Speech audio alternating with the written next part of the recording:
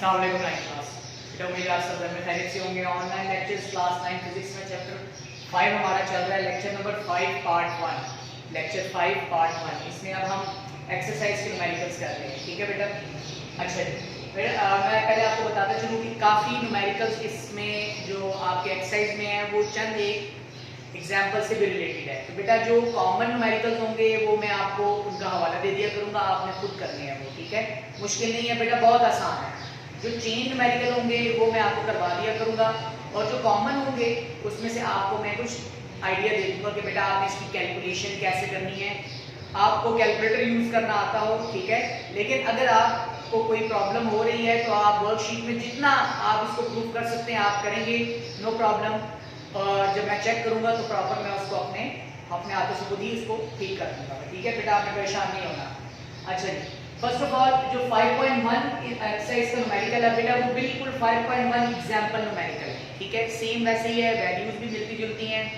वही चीज़ आपने find out करनी है। आपने डाटा को दोनों डाटा को आपने कंपेयर करना है। ठीक है, और कंपैरिजन के बाद आपने इसका सोल्यूशन देख लेना है। पहले आपने एग्जांपल न्यूमेरिकल देखनी है, ठीक है, उसके बाद 5.1 एक्सरसाइज न्यूमेरिकल देखना है।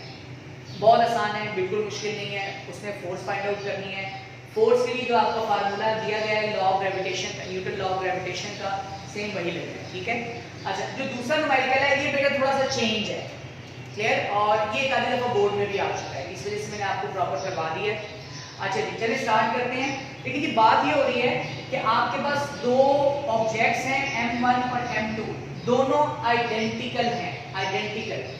आइडेंटिकल मैसेज का मतलब ये कि दोनों मैसेज बेटा सेम है। ठीक है, अगर एक 1000 किलोग्राम का है तो दूसरा भी 1000 किलोग्राम की। आइडेंटिकल मैसेज का मतलब होता है सेम ऑब्जेक्ट्स, ठीक है, सेम मैसेज। क्लियर हो गया जी। अच्छा, आइडेंटिकल मैसेज है और दोनों जो है ना वो centre to centre distance 1 metre के फासले पर है। इनके दरमियानी फासला जो है वो 1 मीटर का है, और इनके दरमियान में जो फोर्स दी गई है जो न्यूटन के मुताबिक है, वो जो दोनों एक दूसरे को अट्रैक्ट कर रही हैं बेटा, वो है 0.006673 न्यूटन। ठीक है, हमने फाइंड आउट करना है कि दोनों ऑब्जेक्ट के मैसेज कितने हैं। ठीक है, क्या मैसेज, कितने केजीज के हैं। इसमें आपका जो ये मैंने आपको समझा दिया है डायग्राम बना के। अब इसका डाटा क्या बनता है, फोर्स कितनी है 0.006673 न्यूटन, दोनों के दरमियान में डिस्टेंस है 1 मीटर। ठीक हो गया। और ग्रेविटेशनल एक्सेलरेशन की वैल्यू बेटा, ग्रेविटेशनल कांस्टेंट की value 6.673 multiply 10⁻⁻11 newton metre square पर केजी स्क्वायर। ठीक है, आपने यूनिट को गौर से देखना है। ये कांस्टेंट वैल्यू है और इसे हम कहते हैं हिडन डाटा। इसे हम कहते हैं हिडन डाटा। हिडन डाटा का मतलब क्या होता है बेटा, वो डाटा जो न्यूमेरिकल में गिवन ना हो लेकिन जरूरत पड़ने पर हम उसको इस्तेमाल करते हैं। ठीक है, इसका जिक्र मैंने चैप्टर नंबर 3 के न्यूमेरिकल्स में भी सरफराज साहब ने इसका जिक्र किया है। ठीक है जी, व्हाइट बोर्ड में काम हुआ तो उसके प्रॉपर्ली डिटेल इसकी बताई गई थी। अच्छा, हिडन डाटा है ये। अच्छा, अब हमने फाइंड आउट क्या करना है, अननोन डाटा में हमारे पास क्या है, what is the message of each sphere. ठीक है, क्लियर हो गया ये। अच्छा, चलिए इसका सॉल्यूशन स्टार्ट करते हैं। हमारे पास इक्वेशन है F = G m1 m2 / d²। एक चीज मैं आपको बताता चलूं, क्योंकि दोनों मैसेज सेम है तो इस वजह से m1 m2 का जो प्रोडक्ट है, m1 m2 का प्रोडक्ट वो बन जाएगा m²।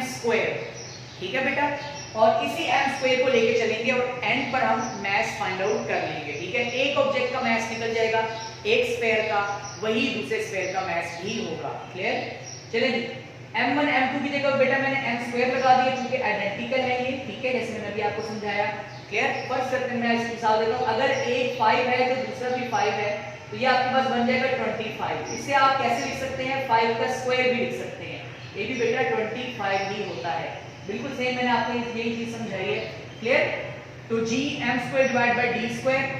हमने m² को घेरा बचाना है, d² इधर डिवाइड हो रहा है, दूसरी तरफ x के साथ मल्टीप्लाई हो जाएगा, और g इधर मल्टीप्लाई हो रहा है, दूसरी तरफ डिवाइड हो जाएगा। तो मैंने इक्वेशन डायरेक्ट पुट कर दी यहाँ पे, तो ये हमारे पास इक्वेशन बन चुकी है। अब इसमें बेटा हम वैल्यूज पुट करेंगे। m² = f as it is आ जाएगा 0.006673।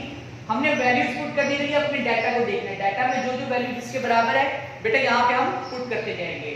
d का स्क्वायर, g यहाँ पर आ जाएगा 1 का स्क्वायर, d का स्क्वायर बन जाएगा ये। Clear, G divide by G, capital G की वैल्यू लगा दी हमने, 1 का स्क्वायर 1 होता है। अब हमारे पास इक्वेशन क्या बन चुकी है, 0 पॉइंट, मैं दोबारा लिख देता हूं यहाँ पे, m square equals to 0.006673 divided by 6.673 multiply 10 power -11।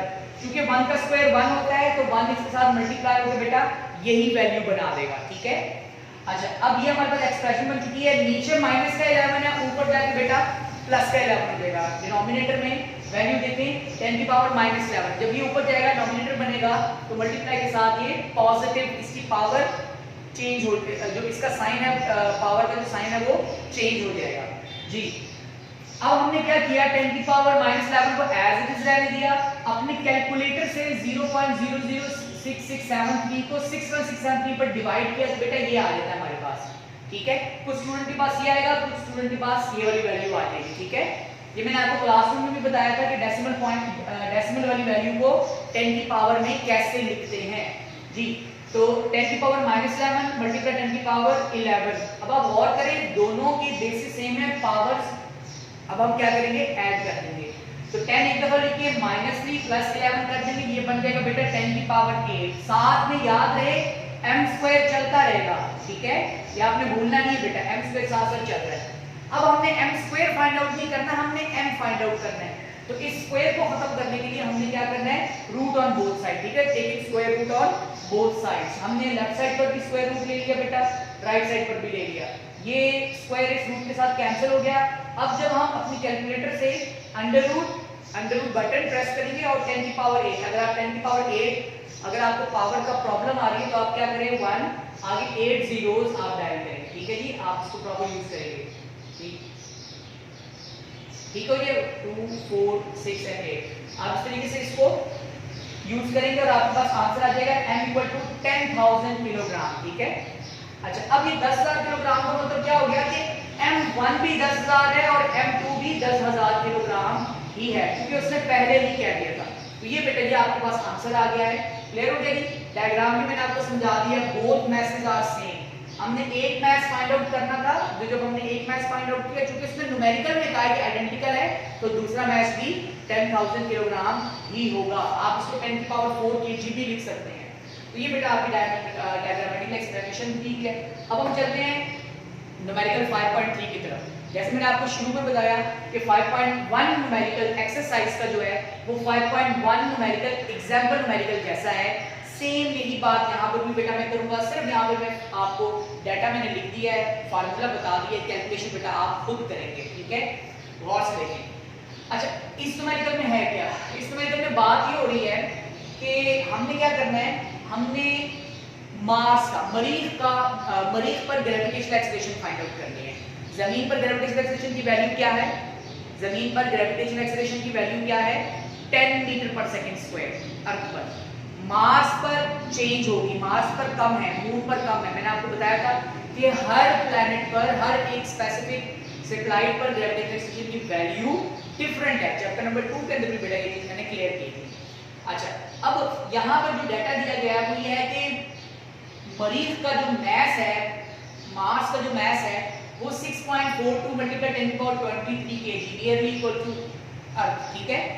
अच्छा, रेडियस उसका कितना है, 3370 किलोमीटर, ठीक है, उसका जो रेडियस है वो 3370 किलोमीटर। ये मैंने एक्सरसाइज न्यूमेरिकल का डाटा मैं आपको बता रहा हूँ, एग्जांपल न्यूमेरिकल आपने एज इट इज खुद ही वहां से देखनी है, क्लियर।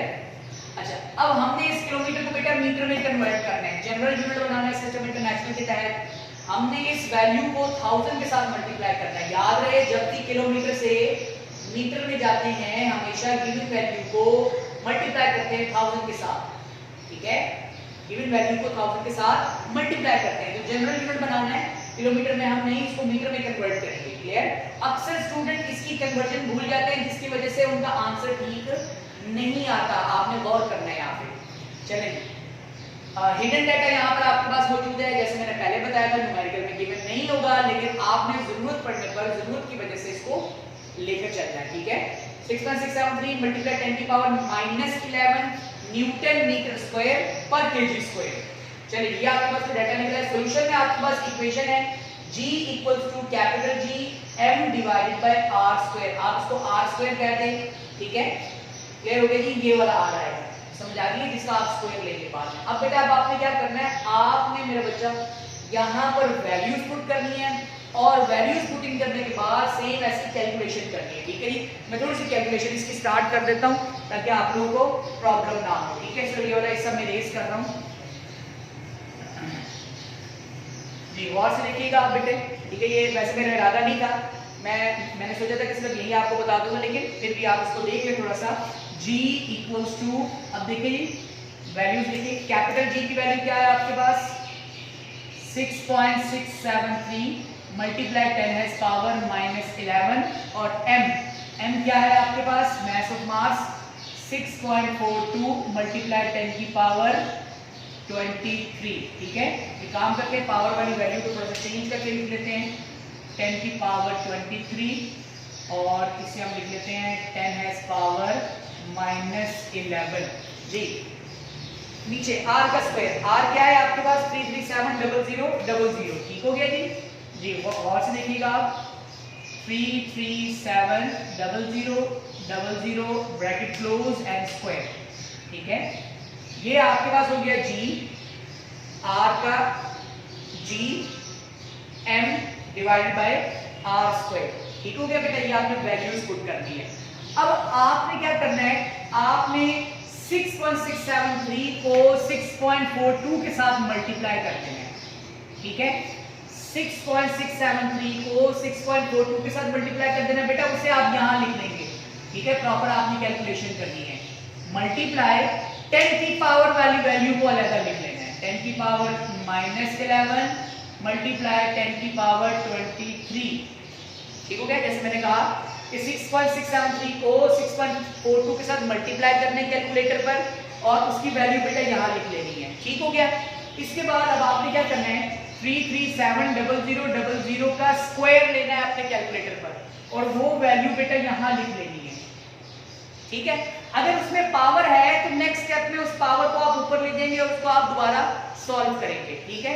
और इस वैल्यू को नॉन पावर वाली डेसिमल वाली वैल्यूज को आप प्रॉपर लेके चलेंगे और फाइनल आपके पास जो आंसर आएगा वो 3.73 या 3.7 या 3.34 समथिंग लाइक दैट, ठीक है। इस तरह का आपके पास जो है ग्रेविटेशन एक्सेलरेशन की वैल्यू आ जाएगी मास पर आई गेस 3.73 मीटर पर सेकंड स्क्वायर, ठीक है। ये इसका आंसर है जो कि मैंने आपको एग्जांपल न्यूमेरिकल के साथ रिलेट किया, लेकिन आपने जो न्यूमेरिकल करने हैं ये आपके एक्सरसाइज वाले, ठीक है बेटा। कैलकुलेशन आपने लेके चलनी है, परेशान नहीं होना।